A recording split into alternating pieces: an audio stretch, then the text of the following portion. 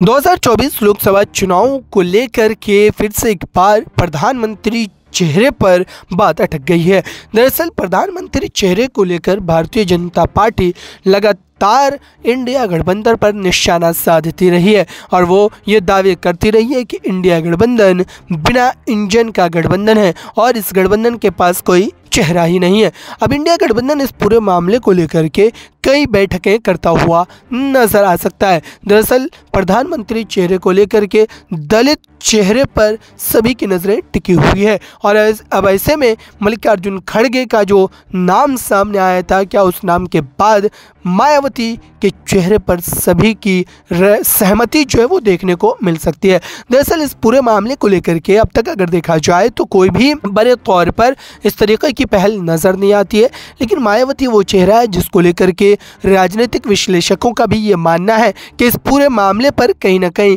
जनता मायावती के चेहरे पर भरोसा जता सकती है। वैसे भी भारतीय जनता पार्टी की छवि दलित विरोधी है और अब ऐसे में इंडिया गठबंधन के पास ये बड़ा मौका है कि वो मायावती को प्रधानमंत्री के चेहरे के रूप में आगे करते हुए कहीं ना कहीं उसका राजनीतिक लाभ उठाने की कोशिश कर सकता है। लेकिन अगर अब तक देखा जाए तो इस पूरे मामले को लेकर के न तो कोई बड़े कदम उठाए गए हैं और न ही अब तक कोई बड़ा बयान जारी किया गया है, लेकिन उसके बावजूद भी ये दावे किए जा रहे हैं कि इस पूरे मामले को लेकर लगातार पहल जारी है और किसी भी वक्त इस पूरे मुद्दे को लेकर सियासी तौर पर स्थिति जो है वो पक्ष में बनती हुई नजर आ सकती है। मायावती के अगर रुख की बात करें तो मायावती ने अब तक इस पूरे चुनाव को लेकर जो अपने पक्ष को रखा है उससे ये साफ जाहिर होता है कि वो अकेले अपने दम पर चुनाव लड़ने वाली है, लेकिन उसके बावजूद भी राजनीति में कई मर्तबा कई सारी बातें अप्रत्याशित रूप से होती है और इसी बात को लेकर